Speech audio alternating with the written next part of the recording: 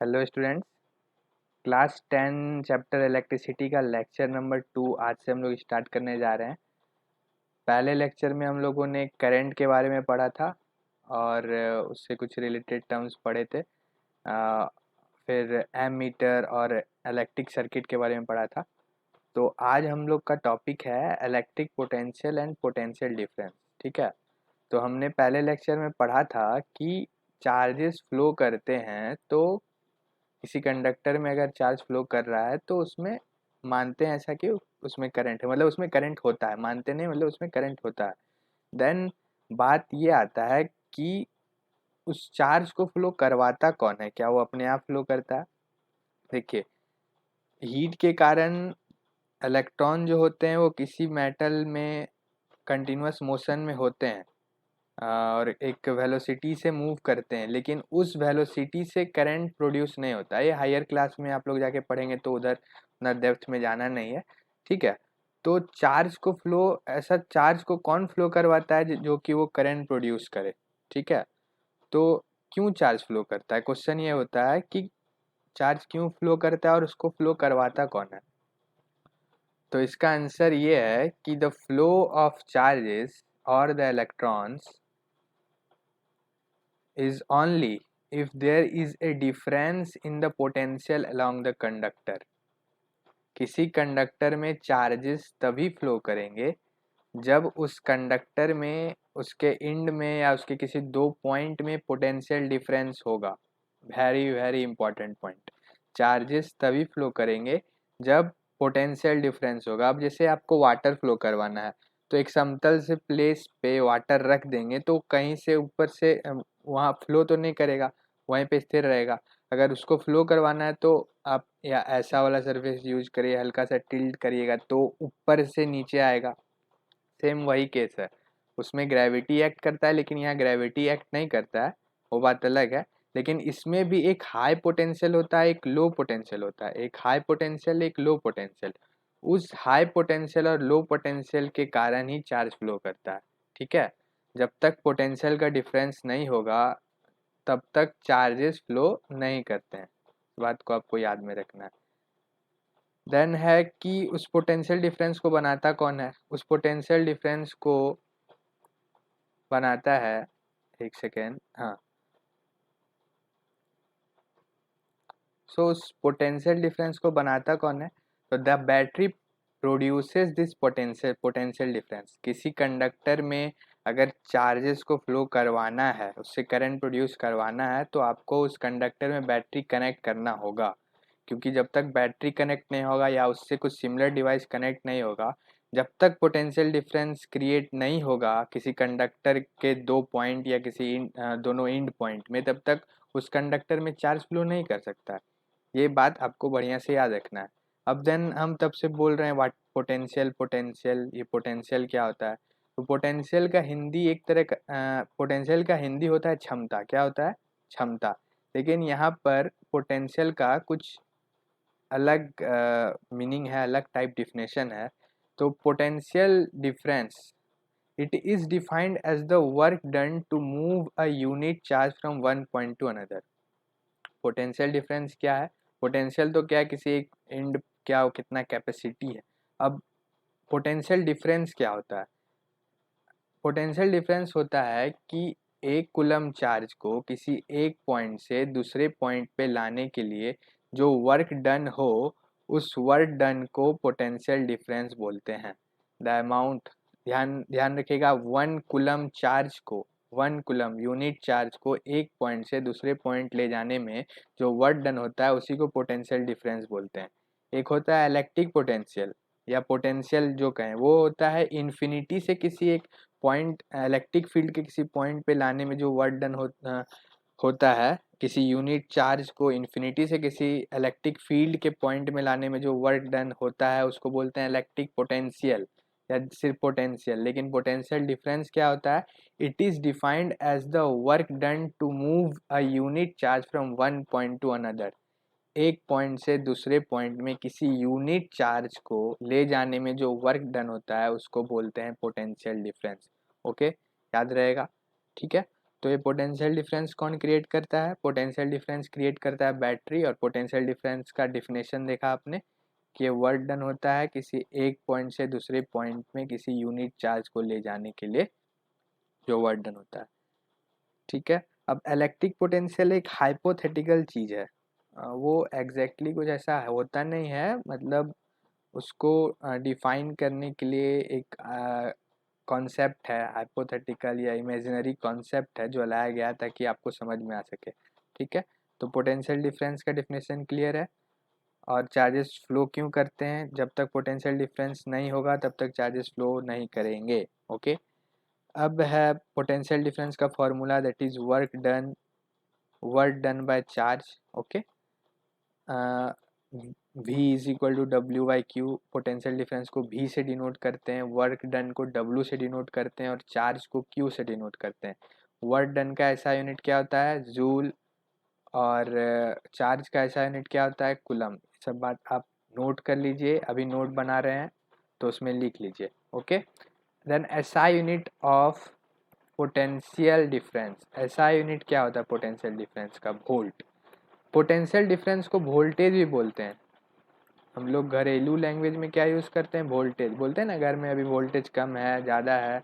So potential difference ही हो, voltage और potential difference एक ही चीज़ है। देन वन आगे है 1 वोल्ट का डिफिनेशन। तो 1 वोल्ट का क्या डिफिनेशन है? It is the potential difference between the 2 points when 1 joule of work done to move a charge of 1 coulomb from 1 point to another. ये क्या है? पोटेंशियल डिफरेंस है 2 पॉइंट के बीच का। पोटेंशियल डिफरेंस हमेशा 2 पॉइंट के बीच का होगा। तो it is the potential difference between 2 points when 1 joule of work done, जब 1 जूल वर्क डन किया जाए 1 कूलम चार्ज को किसी एक पॉइंट से दूसरे पॉइंट तक ले जाने में। ओके, तो ये हुआ 1 वोल्ट का डिफिनेशन। ये आपके बोर्ड एग्जाम में जनरली पूछा ही जाता है। ठीक है, तो ये दो डिफिनेशन तो आप बढ़िया से याद रखेंगे। फिर एसआई यूनिट क्या होता है? वोल्ट। पोटेंशियल डिफरेंस को वोल्टेज बोलते हैं। तो वीडियो पॉज करके इसको नोट डाउन करिए, फिर आगे बढ़ते हैं। तो ठीक है, क्या क्या पढ़ा हमने कि चार्जेस तभी फ्लो करेंगे जब पोटेंशियल डिफरेंस होगा। ये पोटेंशियल डिफरेंस कौन बनाता है? बैटरी या उसके जैसा कोई सिमिलर डिवाइस। ठीक है, तो इसको नोट डाउन करिए, फिर आगे बढ़ते हैं। तो पहले हम लोग पढ़े थे अभी तुरंत कि 1 volt is equal to 1 joule per coulomb. मतलब 1 वोल्ट का डिफिनेशन जब 2 पॉइंट के बीच में 1 कूलम चार्ज को ले जाने में 1 जूल ऑफ वर्क डन हो, तो उसी का यहाँ पर मैथमेटिकल फॉर्म दिया गया है। 1 volt is equal to 1 joule per coulomb. ठीक है, 1 volt is equal to 1 joule per coulomb, याद रखिएगा।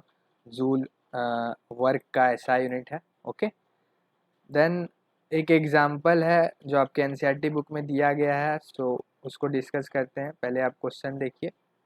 क्वेश्चन है, how much work is done in moving a charge of 2 coulomb across points which have potential difference of 12 volt.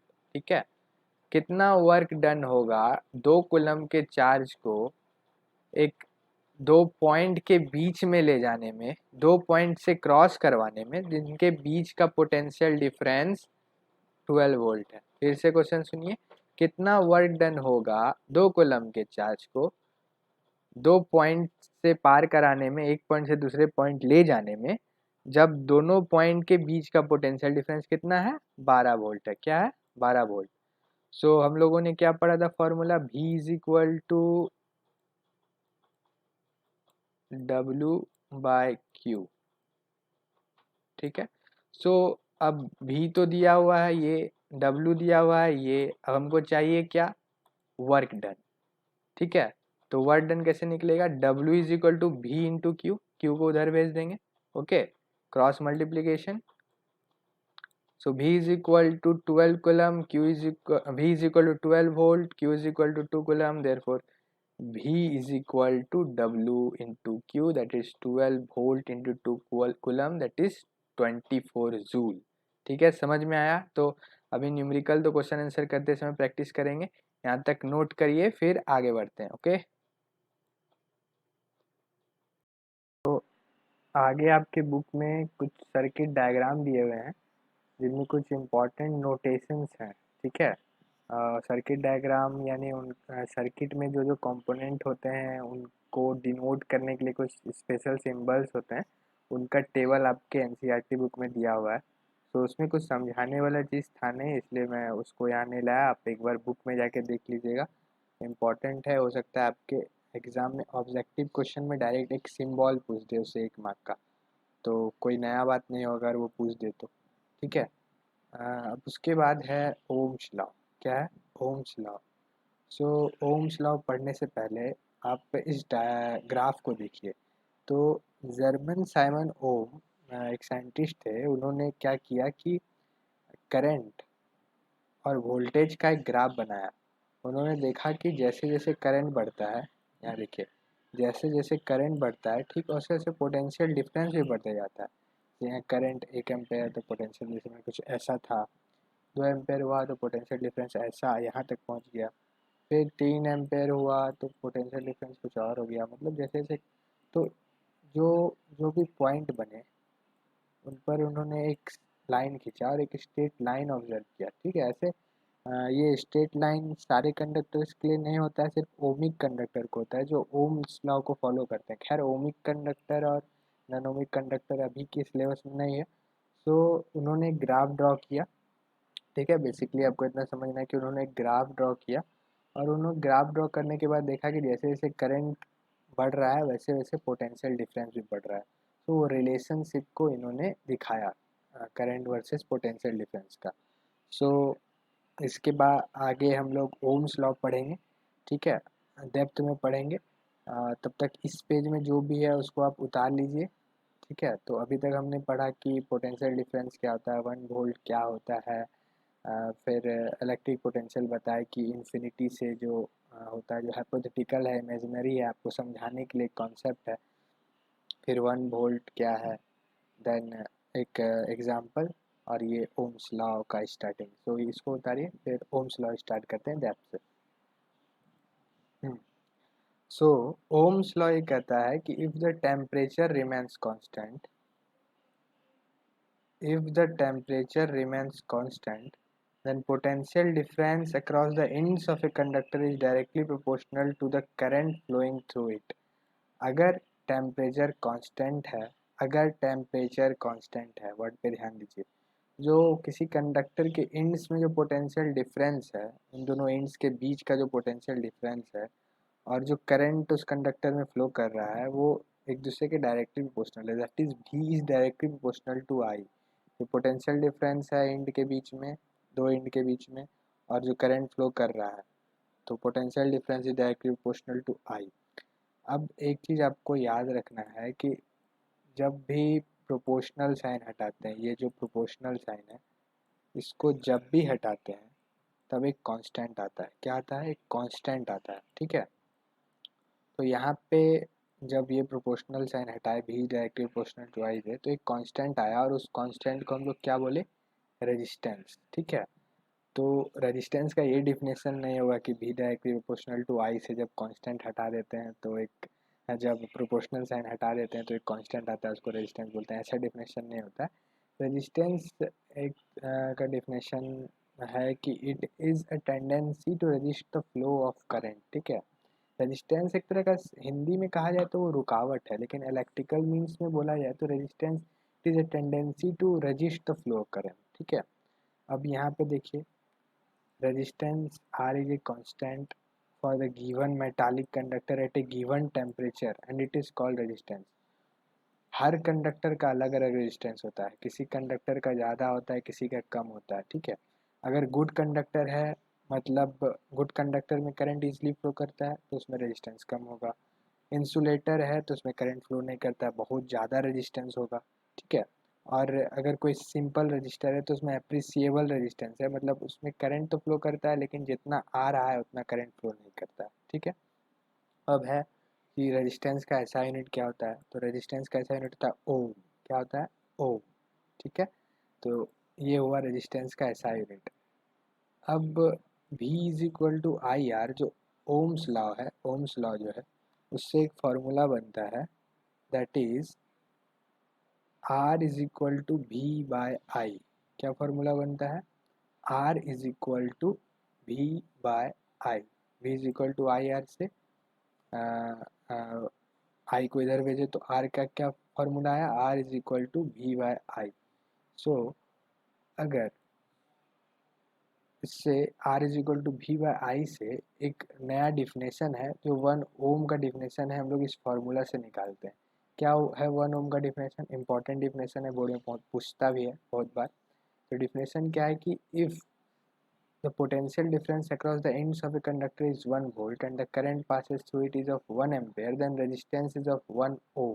ठीक है, अगर conductor के ends के या दो पॉइंट के बीच का पोटेंशियल डिफरेंस 1 वोल्ट का है, उसमें 1 एम्पेयर का करंट फ्लो कर रहा है, तो उसमें रेजिस्टेंस कितना है, 1 ओम। अब एक चीज़ आप याद रखिएगा कि रेजिस्टेंस जो होता है वो कांस्टेंट होता है, वो टेम्परेचर पे डिपेंड करता है। वोल्टेज, किसी भी मटेरियल का रेजिस्टेंस को वोल्टेज और करंट से बढ़ाया घटाया नहीं जा सकता, वो टेम्परेचर डिपेंडेंट होता है, लेंथ डिपेंडेंट होता है, एरिया डिपेंडेंट होता है।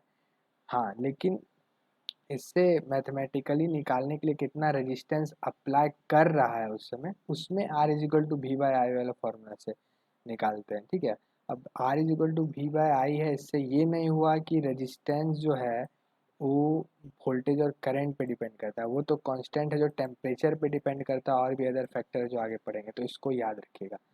तो इस पेज में हम लोग ओम्स लॉ पढ़े कि अगर टेम्परेचर कांस्टेंट है तो भी डायरेक्टली प्रोपोर्शनल टू आई होता है, और उसमें कांस्टेंट और प्रोपोर्शनलिटी साइन हटाते हैं तो कांस्टेंट आता है, जिसको रेजिस्टेंस बोलते हैं, उसका एसआई यूनिट ओम होता है। फिर R is equal to V by I होता है। फिर डिफिनेशन पढ़े 1 ओम का। ठीक है, तो यहाँ तक उतारिए, फिर आगे बढ़ते हैं। ओके ओके, सो अब R is equal to V by R, उससे इक्वेशन एक ये भी बन सकता है कि I is equal to V by R बन सकता है। सो अब इस इक्वेशन से कुछ कंक्लूजन है जो इसका रिजल्ट है वो आपको देखना है कि इस इक्वेशन से हमको क्या पता चलता है कि current is inversely proportional to resistance. ठीक है, जो करंट होगा किसी सर्किट में, उस सर्किट के रेजिस्टेंस के इन्वर्सली प्रोपोर्शनल होगा। देखिए आर नीचे में है, इसका मतलब आई जो है इसके इन्वर्सली प्रोपोर्शनल है, और भी ऊपर में, इसका मतलब क्या हुआ, आई जो है भी के डायरेक्टली प्रोपोर्शनल है। ठीक है, सो इस इक्वेशन से क्या कंक्लूजन मिला हमको कि जो करंट होता है वो रेजिस्टेंस से इन्वर्सली प्रोपोर्शनल होता है। तो अगर हम लोग रेजिस्टेंस को डबल कर दें तो करंट को क्या होगा, अगर यहाँ पे आर की जगह 2R हो जाए तो जो नया करंट होगा क्या, इसका पहले वाला करंट का आधा हो जाएगा, होगा ना। तो so if resistance is double current gets half. तो कुल मिला के बात ये है कि जो करंट होता है वो सर्किट के रेजिस्टेंस से इन्वर्सली प्रोपोर्शनल होता है। अगर रेजिस्टेंस बढ़ेगा तो करंट सर्किट में घटेगा। आगे है रियोस्टेट का डिफिनेशन। रियोस्टेट क्या है, एक ऐसा डिवाइस है जो किसी सर्किट में रेजिस्टेंस को चेंज करने के लिए यूज़ किया जाता है। It is a device that is often use to change the resistance in the circuit. तो इसका डिफिनेशन याद कर लीजिएगा, हो सकता है क्वेश्चन पूछ दे, ऐसे पूछ दे कि which device is use to change resistance in a circuit, तो रियोस्टेट आंसर होगा। ठीक है, याद रखिएगा। अब रेजिस्टेंस के आधार पर कंडक्टर्स का क्लासिफिकेशन है, मटेरियल का क्लासिफिकेशन समझ लीजिए, गुड कंडक्टर, रजिस्टर, इंसुलेटर। ठीक है, सो रेजिस्टेंस एक तरह से समझें तो क्या है, रेजिस्टेंस है tendency to resist the flow of current. अब गुड कंडक्टर है, उसमें करंट तो इजीली फ्लो कर रहा है, तो हम इससे क्या समझें कि उसमें लो रेजिस्टेंस होगा। तो जिस मटेरियल में रेजिस्टेंस लो होता है, बहुत कम होता है, वो गुड कंडक्टर होता है। ठीक है, जिस मटेरियल में एप्रिसिएबल रेजिस्टेंस होता है, मतलब इतना रेजिस्टेंस कि वो करंट को रोके तो नहीं लेकिन करंट को कम कर दे, तो उसको बोलते हैं रेजिस्टर। और एक ऐसा मटेरियल जिसमें करंट बहुत हाई रेजिस्टेंस होता है, करंट को फ्लो नहीं करने देता, उसको बोलते हैं इंसुलेटर। तो रेजिस्टेंस क्या है, रेजिस्टेंस है tendency to resist the flow of current, और उसके आधार पर ये तीनों का क्लासिफिकेशन। ठीक है, रेजिस्टेंस है कि करंट को रोकने का क्षमता। ओके, सो आज का लेक्चर यहीं पे ओवर होता है। आगे वाले लेक्चर में हम लोग फैक्टर्स और विच रेजिस्टेंस डिपेंड पढ़ेंगे।